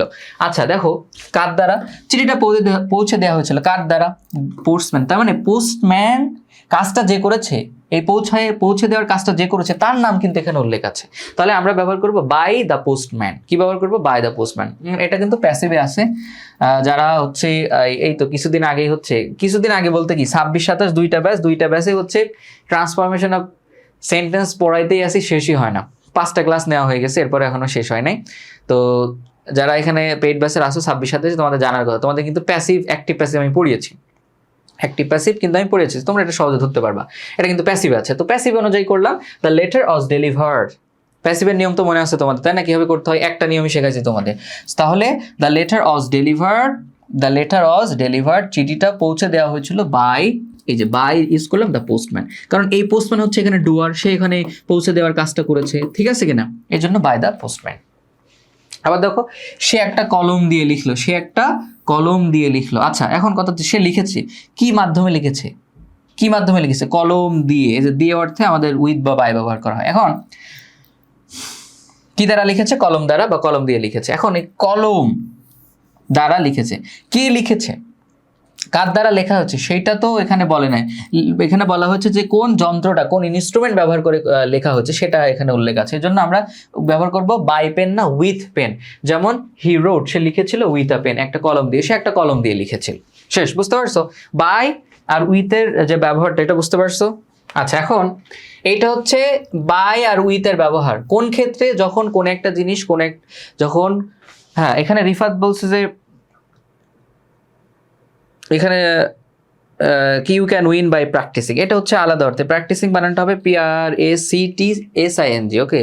নাউন হইলে সি থাকে, আর হচ্ছে তোমার ভার্ব থাকলে এস থাকে। যখন কোন একটা জিনিস দ্বারা করা হবে, হ্যাঁ, তখন হচ্ছে বাই ব্যবহার করবো না উইথ, সেটা বাই ব্যবহার করবো কিনা সেটা হচ্ছে এখানে ব্যবহার করা হচ্ছে, ওকে। আচ্ছা এখন হচ্ছে আমরা এবার হচ্ছে আরেকটা বেসিক, আমাদের প্রিপজিশন মোটামুটি এখানে শেষ, এগুলো শিখলে হয়ে যাবে। এবার হচ্ছে অ্যাট, অন আর ইন, এই তিনটা সময়ের ক্ষেত্রে ব্যবহৃত, এই তিনটা এত বড় হয়ে গেছে, এই তিনটা সময়ের ক্ষেত্রে ব্যবহৃত হয়। তো এটা আমরা জাস্ট একবারে দেখবো, একদম সহজে দেখবো, একদম শর্টকাট হইতে। একটা ট্রায়াঙ্গেল আছে এখানে, এই ট্রায়াঙ্গেলের মাধ্যমে হচ্ছে আমরা প্রিপজিশনগুলো একটু বোঝার চেষ্টা করব, ঠিক আছে। আচ্ছা এখন সময়ের ক্ষেত্রে অ্যাট, অন, ইন তিনটা প্রিপজিশনই ব্যবহৃত হয়। এবার ঠান্ডা লেগে যাচ্ছে। আচ্ছা এখন কথা হচ্ছে কোনটা কখন ব্যবহৃত হবে, একদম সহজে বলবো,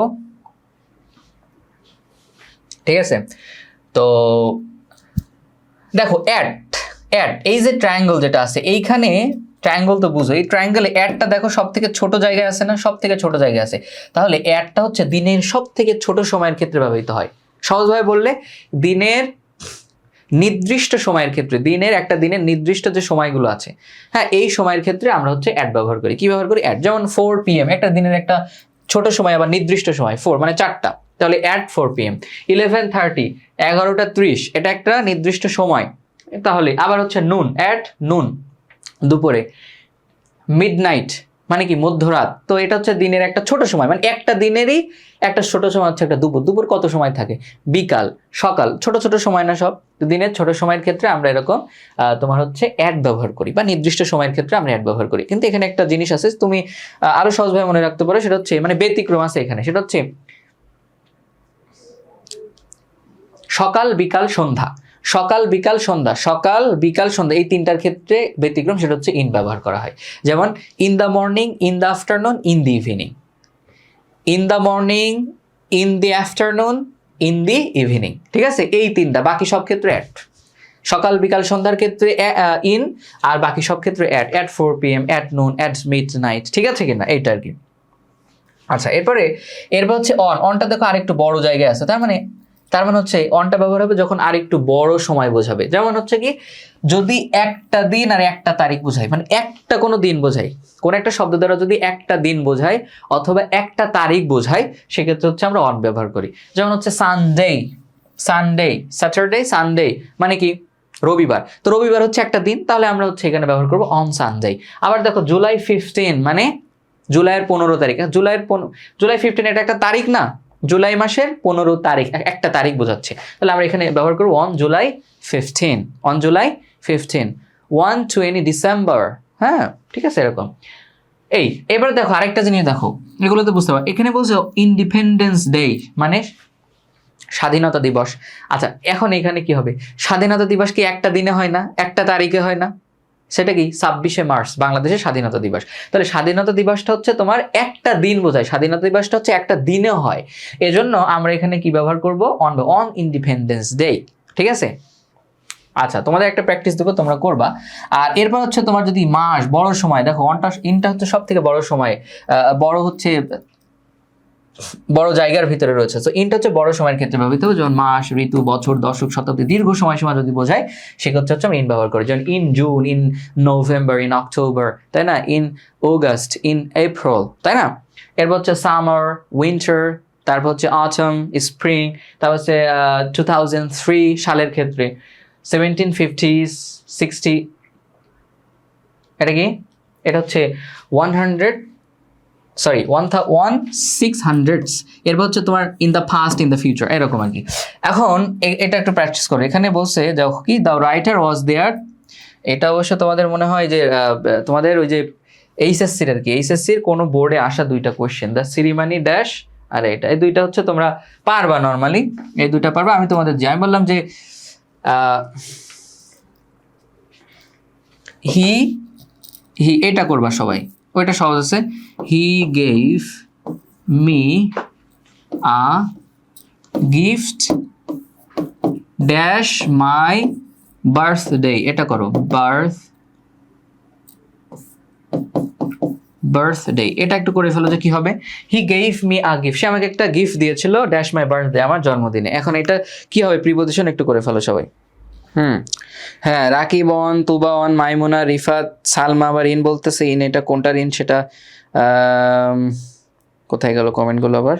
আচ্ছা, হ্যাঁ, অন্যদের কি অবস্থা? উম্মে, সালমা, রওরিন, তাজিমুল, তাসনিয়া, জুরাইয়া, তাসফিয়া, সবাই অন বলতেছে। বৃষ্টি অন, ওকে, হ্যাঁ অন হবে। কারণ কি অন মাই বার্থডে? কারণ জন্মদিনটা একটা নির্দিষ্ট তারিখে, মানে একটা তারিখেই হয়ে থাকে, একটা দিনেই হয়ে থাকে। একটা তারিখ একটা দিন বোঝালে কি? হ্যাঁ, তোমার যে জন্ম তারিখ, তোমার যে জন্ম তারিখটা, এটা কোন একটা দিনে না, একটা দিনে, তো এটা অন মাই বার্থডে হবে। ঠিক আছে, তাহলে আমরা হচ্ছে আমাদের বেসিক প্রিপজিশন শিখলাম, এবং হচ্ছে বাংলায় কোন প্রত্যয় থাকলে কোন প্রিপজিশনটা ব্যবহৃত হয় এগুলো আমরা শিখে ফেললাম। এখনো হয়তো দুই একটা আছে, সো শেষ। আচ্ছা, শেষ।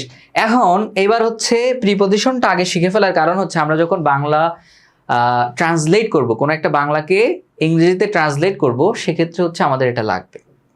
ঠিক আছে, সেক্ষেত্রে আমাদের প্রিপজিশনটা লাগবে, এই জন্য আমরা হচ্ছে একটু আগে ভাগেই শিখে ফেললাম। একটু আগে ভাগে শিখে ফেললাম, ঠিক আছে? ওকে, এবার আমরা প্রেজেন্ট ইনডিফিনিট টেন্স শিখছিলাম, মনে আছে? প্রেজেন্ট ইনডিফিনিট টেন্স যারা গত ক্লাস করেছো, গত ক্লাস না করলে অবশ্যই করে নিবে। প্রেজেন্ট ইনডিফিনিট টেন্স কি?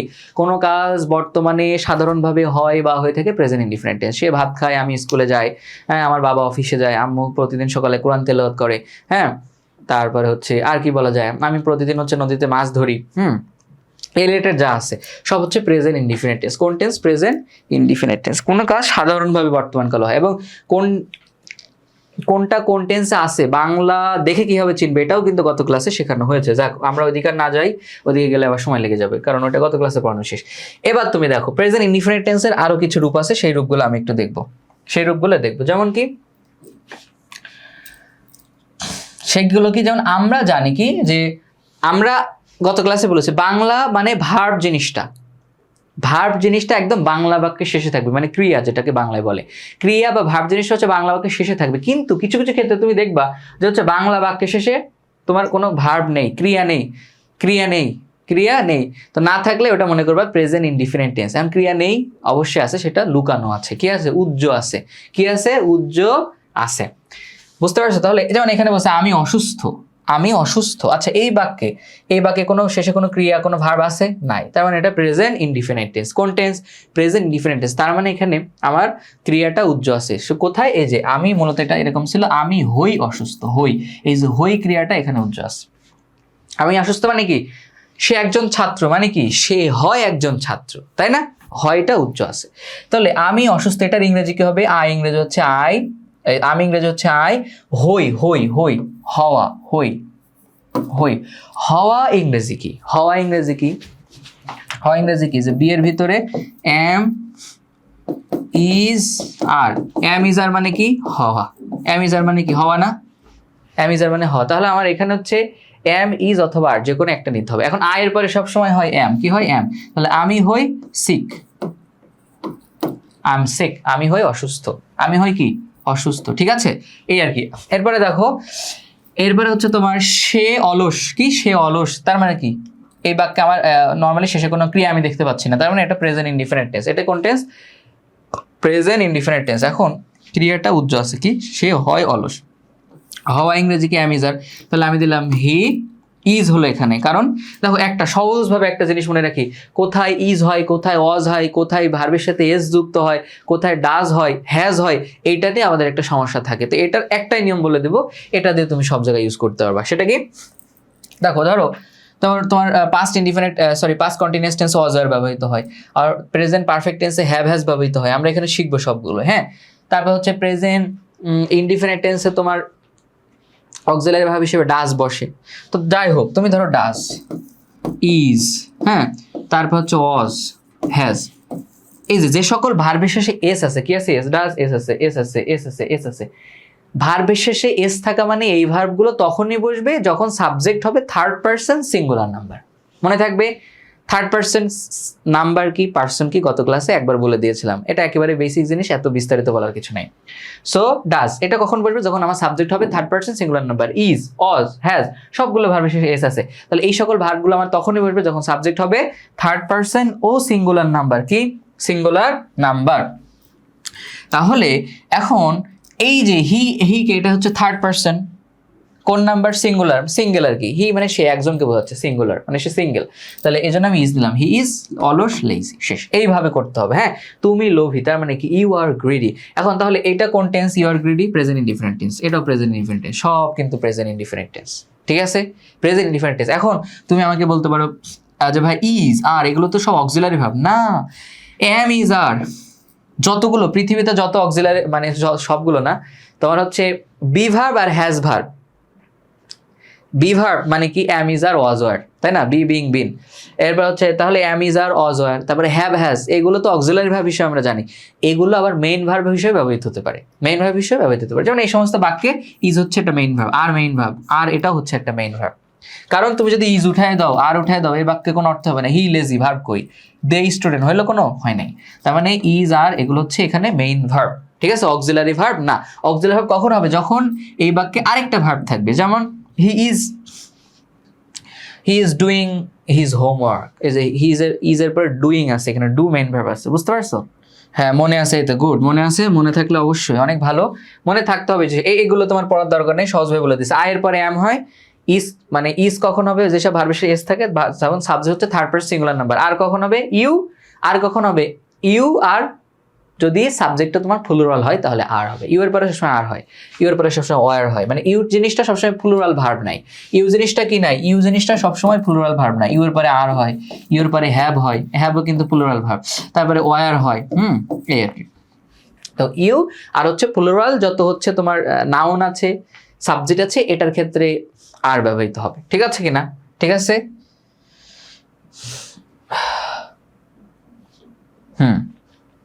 এবার দেখো, লেজি কি, রিফাত বলছে লেজি কমপ্লিমেন্ট, কমপ্লিমেন্ট এখনো পড়াই না, এটা আমাদের আপাতত দরকারও নেই। কমপ্লিমেন্ট যখন লাগবে তখন বোঝাবো। ঠিক আছে, কমপ্লিমেন্ট জিনিসটা কি। ওকে, আপাতত যা পড়া হচ্ছে তাই দেখো এখানে। এবার তোমরা হচ্ছে অনুবাদ করো কি, দেখো রমজান মুসলমানদের জন্য একটা পবিত্র মাস, এটা পারতে হবে, একদম সহজ। রমজান মুসলমানদের জন্য একটা পবিত্র মাস। এই দেখো এই যে বাক্যটা, এই বাক্যে কোনো ভার্ব শেষে কোনো ক্রিয়া আছে, ভার্ব আছে নেই, তার মানে এটা আমার প্রেজেন্ট ইনডিফিনিট টেন্স।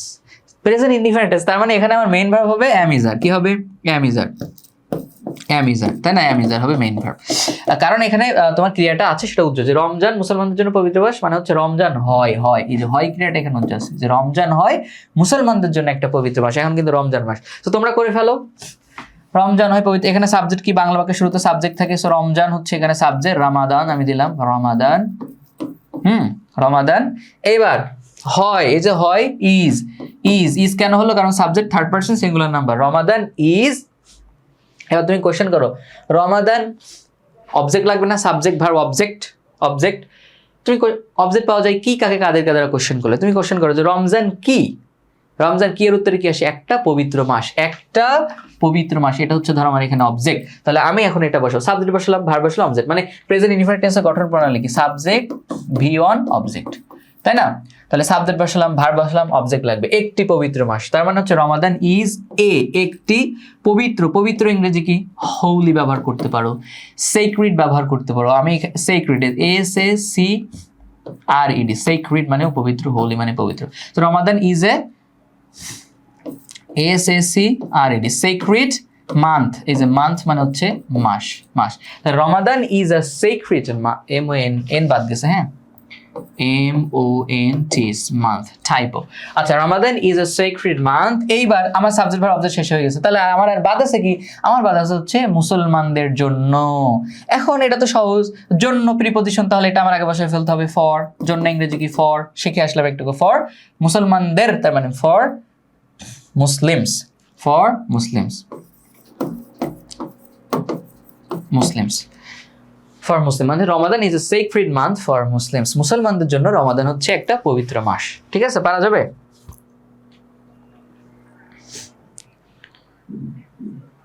আচ্ছা, আরিফুলের ফোনে নেই চার্জ, সারাদিন রিলস দেখছো নাকি ভাইয়া? রিলস দেখতে দেখতে হয়তো ফোনে আর চার্জ নেই, ক্লাস করার করতে পারতেছে না। যাই হোক, মজা করলাম, ক্লাস পরে করে নিব, অবশ্যই করে নিব, এখন যদি না করতে পারো। আচ্ছা, এখন হচ্ছে আরেকটা করে ফেলো এখানে, এই জিনিসটা একটু করে ফেলো, এই যে এটা করে ফেলো, এবার মুছে দিলাম, হ্যাঁ। যে জাতীয় পতাকা একটি স্বাধীন দেশের প্রতীক, এই বাক্যে আমার কোনো ক্রিয়া কিন্তু নাই শেষে, তার মানে কি এটা আমার প্রেজেন্ট ইনডিফিনিট টেন্স ক্রিয়া আছে। কোথায় আছে? উজ্জ্বল আছে। জাতীয় পতাকা হয়, এই যে এখানে আমার উজ্জ্বল আছে, জাতীয় পতাকা হয় একটি স্বাধীন দেশের প্রতীক। আচ্ছা, এখন সাবজেক্ট কোথায়? সাবজেক্ট ভার্ব অবজেক্ট লাগবে, সাবজেক্ট জাতীয় পতাকা, তার মানে কি দ্য ন্যাশনাল ফ্ল্যাগ, তাই না? দ্য ন্যাশনাল ফ্ল্যাগ মানে জাতীয় পতাকা হয়, হয় ইংরেজি কি? ইজ হবে, এখানে কি হবে? ইজ, কারণ এই যে আমার সাবজেক্ট হচ্ছে third person singular number, is. ভার্বের এই যে ভার্বের এস আছে না, এস থাকা মানে এই সাবজেক্ট, এই ভার্বটা তখনই বেরবে যখন subject third person singular number. So the national flag is, জাতীয় পতাকা হয়, কি হয়? জাতীয় পতাকা হয় কি? কি কি কোশ্চেন করো, অবজেক্ট লাগবে। জাতীয় পতাকা কি? একটি স্বাধীন দেশের প্রতীক, এই যে একটি স্বাধীন দেশের প্রতীক। আচ্ছা, এবার এটা করে ফেলো, স্বাধীন। এখন এখানে দেখো, এই যে তোমার র আছে না, আমি বলেছিলাম যে বাংলা বাক্যের শেষে র থাকলে কিন্তু এখানে অফ হয়, কি হয়? অফ, মানে দা ড্যাশ ড্যাশ অফ হয়, কি? The dash dash of. এখন এখানে দা হবে না, কেন হবে না? কারণ এখানে বলছে একটি স্বাধীন দেশের প্রতি, একটি বলেছে না, এই জন্য আমি আর্টিকেল এ ইউজ করব। কি ইউজ করব? এ, এই যে আমার শেষ থেকে তো করতে হবে বিষয়টা, তাই না? অনুবাদ কি শেষ থেকে করতে হবে? স্বাধীন, একটি স্বাধীন দেশের প্রতীক, তার মানে হবে আ সিম্বল, একটি স্বাধীন দেশের একটি প্রতীক। তাহলে এ নিলাম আমি, এখানে দা নিতে পারবো না কারণ একটি বুঝিয়েছে। So the national flag is a, প্রতীক ইংরেজি কি? Symbol. The national flag is a symbol, জাতীয় পতাকা হচ্ছে একটা প্রতীক। এইবার হচ্ছে শেষ থেকে, মানে এবার হচ্ছে তোমার রয়ের পরিবর্তে নিব অফ একটি স্বাধীন দেশ, তার মানে এ স্বাধীন দেশ ইংরেজি কি? স্বাধীন দেশ ইন্ডিপেন্ডেন্ট কান্ট্রি, ঠিক আছে? এখানে এ হবে না নরমালি, কি জন্য হবে না বলতেছি, এ ইন্ডিপেন্ডেন্ট কান্ট্রি, ঠিক আছে? আচ্ছা, এখানে আর্টিকেল এ হবে না, এখানে এন হবে। কেন হবে? তোমরা যারা আমার হচ্ছে পেইড ব্যাচের স্টুডেন্ট আছে, তোমাদেরকে আর্টিকেল পড়িয়েছিলাম, সহজভাবে পড়িয়েছিলাম একটা নিয়মেই, সেটা হচ্ছে যে সবটুকু না বলে একটা বলি, সেটা হচ্ছে কি vowel A E I O U, vowel হচ্ছে A E I O you. তো ভাওয়েলের মধ্যে এ আর আই যদি কোনো শব্দের প্রথম বর্ণ এ অথবা আই হয় তাহলে নিশ্চিতভাবে এখানে এন হবে। কি হবে? এন হবে। এই জন্য এখানে হবে এন। এই যে ইন্ডিপেন্ডেন্ট, এই শব্দটার শুরুতে আই আছে, তাহলে এখানে হবে আমার কি হবে? এন হবে। কি হবে? এন হবে। So of an independent. আর বাকিগুলোর ক্ষেত্রে বলেছিলাম যদি বাকিগুলোর উচ্চারণ তোমার বাংলা কোনো একটা স্বরধ্বনির মতো হয় তখন এন হবে, না হলে এ হবে, তাই তো? আচ্ছা, যাই হোক, ওইদিকে না যাচ্ছি। So the national flag is a symbol of an independent country, একটা স্বাধীন দেশের প্রতীক। হয়ে গেল। কেউ করছে এখানে দেখি?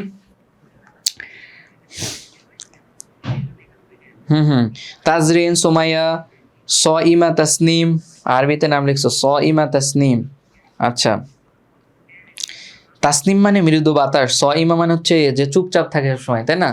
আচ্ছা, মিরন, তারপর হচ্ছে মাউসুমুল জান্না, সানজিদা, বৃষ্টি, মাইমুনা, মেহেদি, উম্মে সালমা, নাইম, জয়নাব, তাসনিম, জুরাইয়া আক্তার, রিফাত, রোমানা। ওকে, অনেকেই অ্যান্সার করছিল। Great, thank you so much.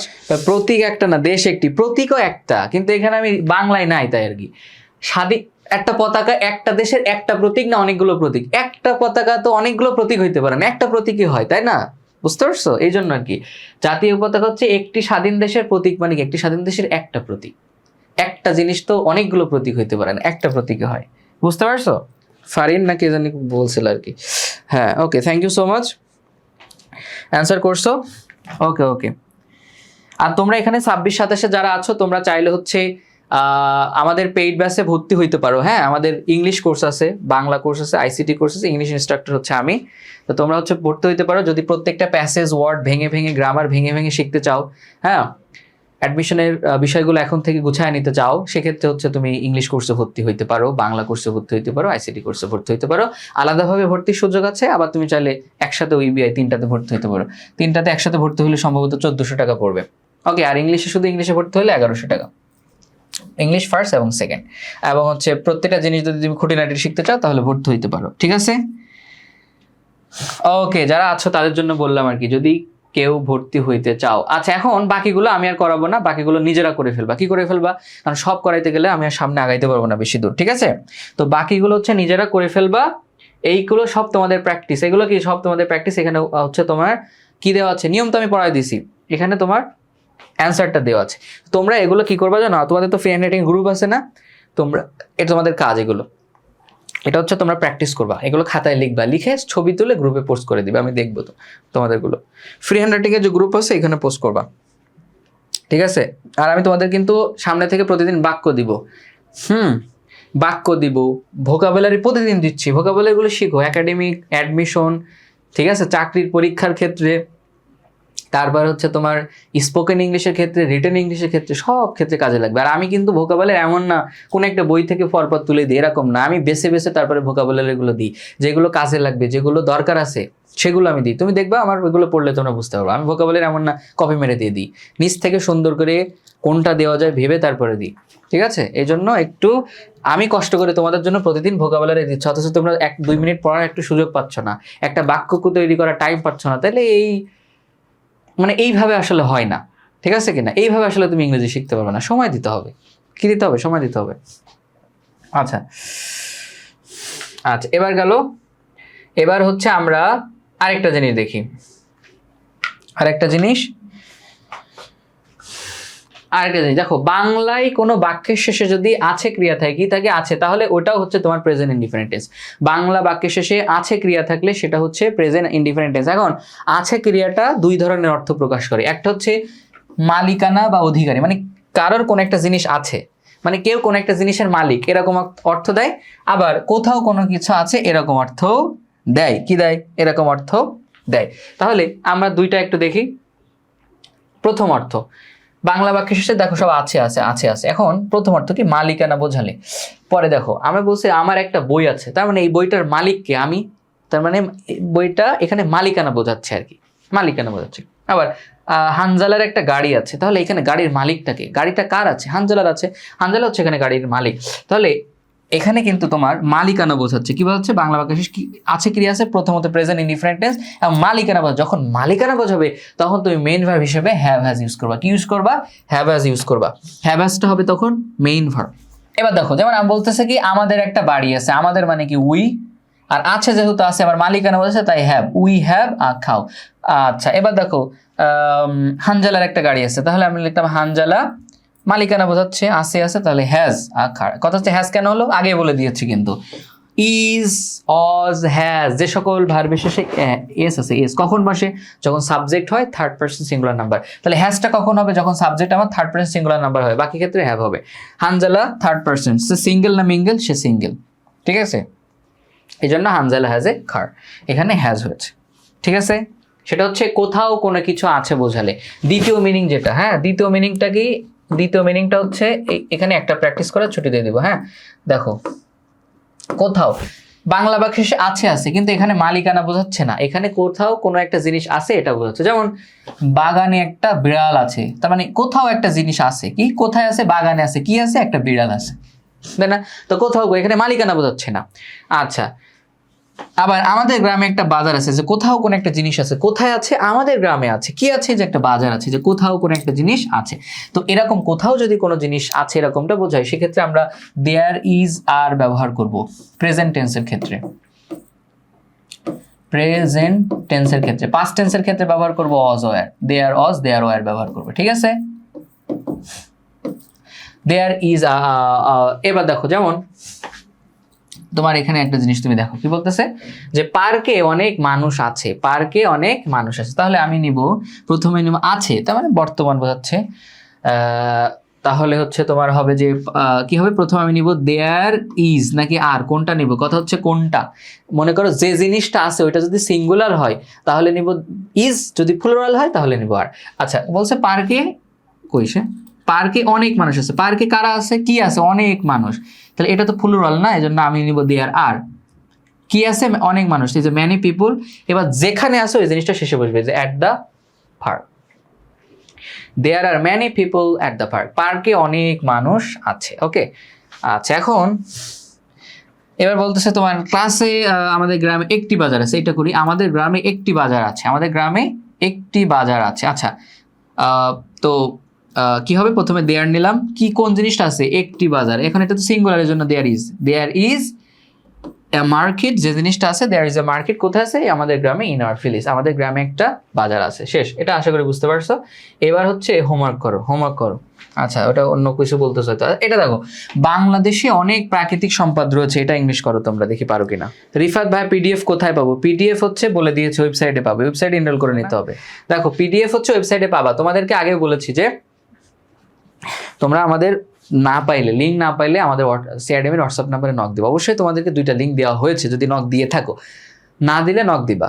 Link যেগুলো দিবে ওই লিঙ্কে ভিডিও থাকবে, ভিডিওগুলো দেখে সুন্দর করে ওয়েবসাইটে এনরোল হবা, ওয়েবসাইট থেকে তুমি সকল নোটশিট ডাউনলোড করতে পারবা, ঠিক আছে, ভিডিওগুলো তুমি এখান থেকে দেখতে পারবা, সারা জীবন, লাইফ টাইম, একেবারে সারা জীবন তোমাদের জন্য থাকবে এখানে, ঠিক আছে। আচ্ছা এখন বাংলাদেশে অনেক প্রাকৃতিক সম্পদ, এটা করে ফেলো, বাংলাদেশে অনেক দেয়ার, এটা শেষে আছে আছে না, রয়েছে, রয়েছে মানে কি, ওই আছেই তো, একই কথা, রয়েছে আছে, বাংলাদেশে অনেক মানুষ, তো আমি এখানে দিলাম দেয়ার। আচ্ছা কোন জিনিসটা আছে, অনেক প্রাকৃতিক সম্পদ, তাহলে এটা কিন্তু প্লুরাল, এই জন্য আমি এখানে আর নিব, দেয়ার আর অনেক প্রাকৃতিক সম্পদ, অনেক তার মানে ম্যানি, প্রাকৃতিক সম্পদ ন্যাচারাল, প্রাকৃতিক ইংরেজি কি ন্যাচারাল, NATURL, ন্যাচারাল, সম্পদ ইংরেজি কি রিসোর্স, জায়গা নেই নিচে লিখলাম, হ্যাঁ রিসোর্সেস, ম্যানি এর পরে ম্যানি, সাম এগুলোর পরে যে নাউনটা আসে ওটা কিন্তু প্লুরাল হয়। রিসোর্সেস হলো এটা প্লুরাল হয়েছে, এস যুক্ত হয়েছে নাউনের শেষে। So there are many natural resources, অনেক প্রাকৃতিক সম্পদ রয়েছে। কোথায় রয়েছে? বাংলাদেশে। তাহলে হবে ইন বাংলাদেশ, এটা হবে শেষে, ইন বিডি বাংলাদেশ। ঠিক আছে। দেয়ার আর আ লট অফ ন্যাচারাল ওয়েলস করেছে রিয়া, ওয়েলস দিবা। There are many natural resources in Bangladesh.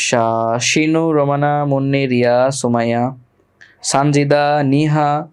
Okay, great. Tasfia.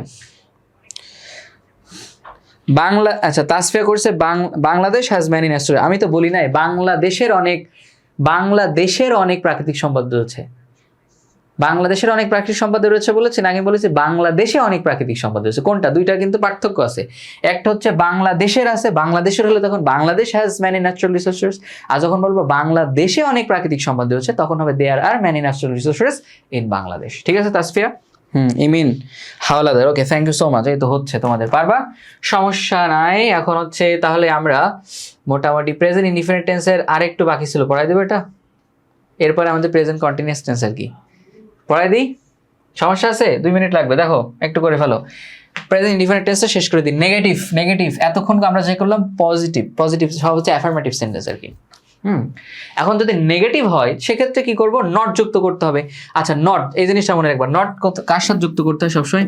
Not জিনিসটা সবসময় হচ্ছে অক্সিলারি ভার্বের সাথে যুক্ত করতে হয়। কিসের সাথে? অক্সিলারি ভার্বের সাথে যুক্ত করতে হয়। কিসের সাথে? অক্সিলারি ভার্বের সাথে যুক্ত করতে হয় নট জিনিসটা। বলতেছে দেখো আমি ভাত খাই না, এই যে না আছে প্রেজেন্ট ইনডিফিনিট টেন্স, তো না আছে তখন নট যুক্ত করতে হবে কোন অক্সিলারি ভার্বের সাথে। মনে রাখবা প্রেজেন্ট ইনডিফিনিট টেন্স প্রত্যেক যতগুলো টেন্স আছে সবগুলোরই আলাদা আলাদা অক্সিলারি ভার্ব আছে। শুধুমাত্র প্রেজেন্ট ইনডিফিনিট টেন্স আর পাস্ট ইনডিফিনিট টেন্সের অক্সিলারি ভার্বটা দেখা যায় না, বাকিগুলো সচক্ষে একেবারে দেখা যায়। হ্যাঁ, তাহলে দেখা যায় না, তার মানে হচ্ছে present indefinite tense, present indefinite PI, present indefinite tense হচ্ছে তোমার এর অক্সিলারি ভার্ব হচ্ছে ডু আর ডাস। কি? ডু আর ডাস। পাস্ট ইনডিফিনিট টেন্সের অক্সিলারি ভার্ব হচ্ছে তোমার ডিড। কি? ডিড। এই আর বাকি টেন্সগুলোর অক্সিলারি ভার্ব থাকে, দেখা যায় আর কি। কারণ আমি ভাত খাই না, আই লিখলাম আই, ঠিক আছে। ডু নট, এই যে অক্সিলারি ভার্বের সাথে নট যুক্ত করে দিলাম, ডু নট, খাওয়া ইংরেজি কি? ইট, আই ডু নট ইট। আচ্ছা, সে ভাত খায় না, কি হবে? হি যেহেতু এখানে ডাজ নিয়েছি কারণ এই যে ডাজ ভার্বের শেষে কিন্তু এস আছে, যে সকল ভার্বের শেষে এস থাকে ওইটা হবে তখন যখন ভার্ব হবে, যখন সাবজেক্ট হবে third person singular number. He is third person singular number, তাই ডাজ নট ইট, সে খায় না। শেষ হয়েছে। এবার একটা প্র্যাকটিস করো, নেগেটিভটা শেষ করে দিই, পরের ক্লাস থেকে আমরা অন্য টেন্স দেখব। অনেক মানুষ জলবায়ু পরিবর্তন সম্পর্কে কোনো কেয়ার করে না। ইংলিশ করে ফেরো। অনেক মানুষ জলবায়ু পরিবর্তন সম্পর্কে কোনো কেয়ার করে না, এটা একটু করে ফেলো সবাই। ছুটি দেন, ছুটি দিব, ঋতু, নিহা ছুটি দিব, তাসনিম ছুটি দিব, হ্যাঁ ছুটি দিব, এটা করো, এটাই শেষ, আর করাচ্ছি না। বাকিগুলো মাস্ট প্র্যাকটিস করতে হবে কিন্তু, এগুলো শেখাচ্ছি। বাকি যতগুলো আমি করাই দিই নাই এইগুলো হচ্ছে তোমরা নিজেরা খাতায় লিখবা, লিখে আমাদের ফ্রেন্ড একটা গ্রুপ যেটা তোমাদের রয়েছে 5K মেম্বার, ওইখানে পোস্ট করে দিবা, ঠিক আছে? আচ্ছা, এবার দেখো অনেক মানুষ জলবায়ু পরিবর্তন সম্পর্কে জানে না। আমার প্রথমে লাগবে কি? সাবজেক্ট, তারপরে ভার্ব, তারপরে অবজেক্ট, তাই না? অবজেক্ট লাগবে। কথা হচ্ছে সাবজেক্ট বাংলাকে শুরুতে আছে যে অনেক মানুষ, তার মানে কি? Many people. কি? ম্যানি পিপল, অনেক মানুষ। এবার লাগবে কি? ভার্ব কোথা থাকে? বাংলা বাক্যের শেষে থাকে, যে কেয়ার করে না, এই কেয়ার করাটা হচ্ছে আমার ভার্ব এখানে। কথা যেহেতু না আছে না, তাহলে আমাদের নট যুক্ত করতে হবে কিসের সাথে? ডু না, অক্সিলারি ভার্বের সাথে। এখন প্রেজেন্ট ইনডিফিনিট টেন্স এর অক্সিলারি ভার্ব ডু অথবা ডাজ, তবে এখানে ডু নিব নাকি ডাজ নিব? সাবজেক্টটা কিন্তু প্লুরাল, ঠিক আছে, তাহলে ডু নট। হ্যাঁ, অনেক মানুষ, তার মানে ম্যানি পিপল ডু নট, অনেক মানুষ ডু নট। ভার্ব কই? যে বাংলাকে শেষে কেয়ার করা, তাহলে কেয়ার দাও, care. Many people do not care করে না, ডু নট কেয়ার করে না, গেল, তাই না? অবজেক্ট আছে আমার এখানে, অবজেক্ট কিন্তু নাই। আমার কি আছে? ম্যানি মানুষ শেষ, তারপরে ভার্ব শেষ। জলবায়ু পরিবর্তন সম্পর্কে, এই যে সম্পর্কে, এটা তো হচ্ছে তোমার একটা প্রিপজিশন। জলবায়ু পরিবর্তন সম্পর্কে প্রিপজিশন যুক্ত অংশ না, তাহলে আচ্ছা সম্পর্কে প্রিপজিশনটা বসায় দাও। অ্যাবাউট। কি? অ্যাবাউট, কেয়ার অ্যাবাউট জলবায়ু পরিবর্তন ইংরেজি কি? Climate change. তাহলে ক্লাইমেট চেঞ্জ বসায় দাও, ক্লাইমেট চেঞ্জ। হয়ে গেল যে many people do not care about climate change, অনেক মানুষ জলবায়ু পরিবর্তন সম্পর্কে কেয়ার করে না। ঠিক আছে, হবে এই ফোনটি 5G নেটওয়ার্ক সাপোর্ট করে না, অনেক বয়স্ক মানুষ সোশ্যাল মিডিয়া ব্যবহার করে না। এগুলো সহ যেগুলো আমি করাই দিই নেই, যেটা বললাম খাতায় লিখবা, গ্রুপে পোস্ট করবা, আর আমি যে প্র্যাকটিসগুলো দিচ্ছি এগুলো অবশ্যই করবা। ঠিক আছে, এই তো আশরাফুল, জুরাইয়া, তারপর হচ্ছে মুন্নি, নুসরাত, মুমতাহানা, তুবা, সানজিদা, আফরোজা, বৃষ্টি, রোমানা, নিহা, ওকে অনেকেই করে ফেলছে, গ্রেট। তাসফিয়া, হ্যাঁ কান্নাকাটি বাদ দাও। শিনু, তিশা, রাব্বি, ইমিন হাওলাদার, বাকিদের কি অবস্থা? হ্যাঁ, যে কয়জন ক্লাস আসো, মোটামুটি 65 জন। চট্টগ্রামের লোক খুঁজতেছো? বড্ডা হদে, হ্যাঁ হডে, বড্ডা হডে ভাই, তুমি কোথায়, তাই না? হডে, চট্টগ্রামের ভাষা শিখতে পারলাম না, বুঝতে পারলাম না আজ পর্যন্ত। 2 বছর ছিলাম চট্টগ্রামের বন্ধুদের সাথে হলে, ঢাকা ইউনিভার্সিটির স্যার ইফরামান হলে ছিলাম।